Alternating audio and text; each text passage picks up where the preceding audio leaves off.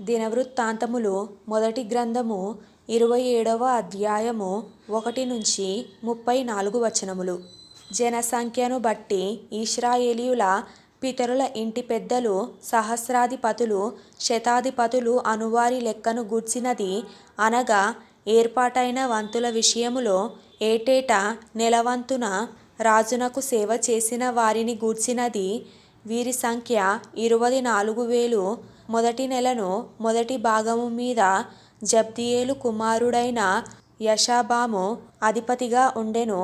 వాని భాగములో 24,000 మందియుండిరి.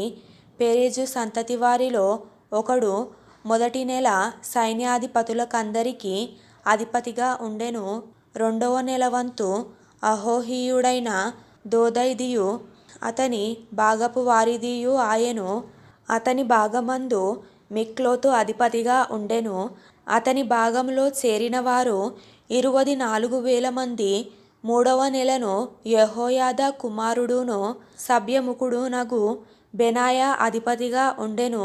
అతని భాగములో చేరినవారు 24,000 మంది. ఈ బెనాయా ఆ 30 మంది పరాక్రమశాలులలో ఒకడై ఆ 30 మందికి అధిపతి అయ్యుండెను. అతని భాగమందు అతని కుమారుడైన అమీజాబాదు ఉండెను.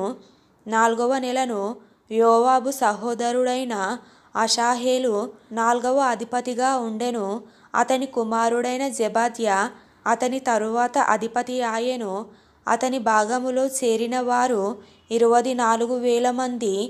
5వ నెలను ఇశ్రాహేతీయుడైన షమ్హూతు అధిపతిగా ఉండెను.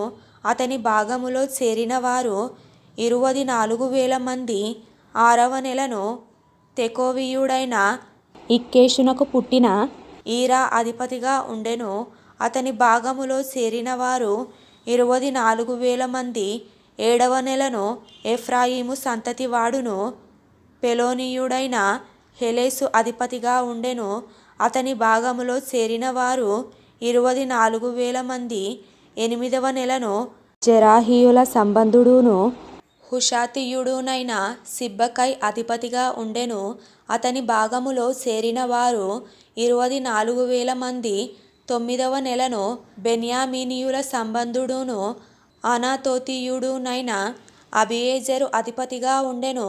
అతని భాగములో చేరిన వారు 24,000 మంది. 10వ నెలను జెరాహీయుల సంబంధుడును నెటోపాతీయుడునైన మహరై అధిపతిగా ఉండెను. అతని భాగములో చేరిన వారు 24,000 మంది. 11వ నెలను ఎఫ్రాయిము సంతతి వాడును పిరాతోనీయుడునైన బెనాయా అధిపతిగా ఉండెను. అతని భాగములో చేరిన వారు 24,000 మంది. 12వ నెలను ఒత్నీయేలు సంబంధుడును నెటోపాతీయుడునైన హెల్దాయి అధిపతిగా ఉండెను. అతని భాగములో చేరిన వారు 24,000 మంది. మరియు ఇశ్రాయేలీయుల గోత్రముల మీదనున్న వారి వివరమేదనగా, జిక్రీ కుమారుడైన ఎలియేజరు రూబేనీయులకు అధిపతిగా ఉండెను. మయాకా కుమారుడైన షెఫట్య షిమ్యోనీయులకు అధిపతిగా ఉండెను. కెమూయేలు కుమారుడైన హషబ్య లేవీయులకు అధిపతిగా ఉండెను. సాదోకు అహరోనీయులకు అధిపతిగా ఉండెను. దావీదు సహోదరులలో ఎలీహు అను ఒకడు యూదా వారికి అధిపతిగా ఉండెను. మీకాయేలు కుమారుడైన ఒమ్రి ఇశ్శాఖారీయులకు అధిపతిగా ఉండెను. ఓబద్యా కుమారుడైన ఇష్మాయా జెబూలూనీయులకు అధిపతిగా ఉండెను. అజ్రియేలు కుమారుడైన యెరీమోతు నఫ్తాలీయులకు అధిపతిగా ఉండెను. అజజ్యాహు కుమారుడైన హోషేయ ఎఫ్రాయిమీయులకు అధిపతిగా ఉండెను. మనష్షే అర్థగోత్రపు వారికి పెదాయా కుమారుడైన యోవేలు అధిపతిగా ఉండెను. గిలాదులోనున్న మనష్షే అర్థగోత్రపు వారికి జెకర్యా కుమారుడైన ఇద్దో అధిపతిగా ఉండెను. బెన్యామీనీయులకు అబ్నేరు కుమారుడైన యహాషియేలు అధిపతిగా ఉండెను. దానీయులకు యెహోరాము కుమారుడైన అజరేలు అధిపతిగా ఉండెను.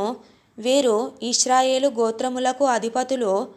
ఇశ్రాయేలీయులను ఆకాశ నక్షత్రముల మందిగా చేయుదునని యెహోవా సెలవిచ్చి ఉండెను గనుక 20 ఏండ్లు మొదలుకొని అంతకు తక్కువ వయస్సు గలవారిని దావీదు జనసంఖ్యయందు చేర్చలేదు.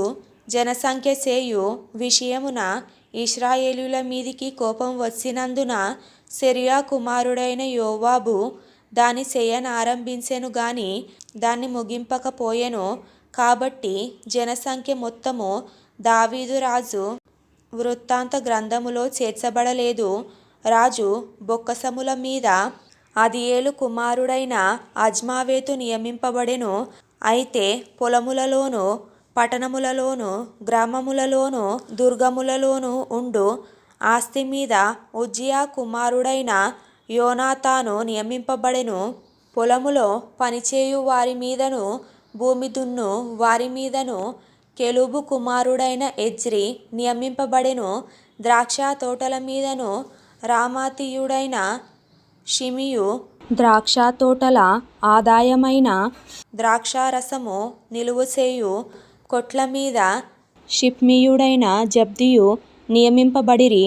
షెఫేలా ప్రదేశమందుండు ఒలీవ చెట్ల మీదను మేడి చెట్ల మీదను గెదేరీయుడైన బయల్ హనాను నియమింపబడెను. నూనె కొట్ల మీద యోవాషు నియమింపబడెను.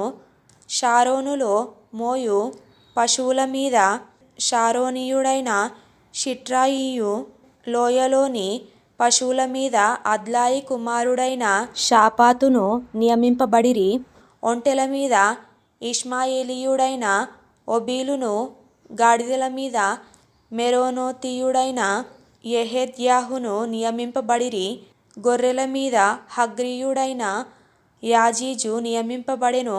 వీరందరూను దావీదు రాజుకున్న ఆస్తి మీద నియమింపబడిన అధిపతులు. దావీదు పినతండ్రి అయిన యోనాతాను వివేకము గల ఆలోచన కర్తయై యుండెను గనుక అతడు శాస్త్రిగా నియమింపబడెను. హక్మోని కుమారుడైన యెహీయేలు రాజు కుమారుల యొద్ద ఉండుటకు నియమింపబడెను. అహీతోపెలు రాజునకు మంత్రి, అర్కీయుడైన హూషై రాజునకు తోడు. అహీతోపెలు చనిపోయిన మీదట బెనాయా కుమారుడైన యెహోయాదాయును అబ్యాతారును మంత్రులైరి. యోవాబు రాజు యొక్క సేనకు అధిపతిగా నియమింపబడెను.